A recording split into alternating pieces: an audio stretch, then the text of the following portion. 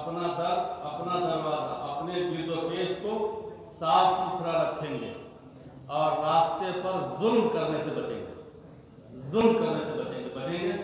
काजी साहब ने जो आयतें पढ़ी, जो रिवायतें पढ़ी, बिला मुबालगा मेरे जैसा बेइल्म आदमी समझता है कि 4 घंटे मुसलसल अगर इस रास्ते के हुकूक पर अगर बात की जाएगी तो बात खत्म नहीं होगी।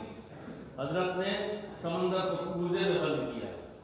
मुल्क गिर पैमाने पर हमारे बारे में ये सोचा जा रहा है, ये राय कायम हो रही है कि जहाँ देखो गंदगी, समझो मुस्लिम मोहल्ला वही है। मैं मानता हूँ कि 100% सही नहीं है, लेकिन बहुत कुछ सही है।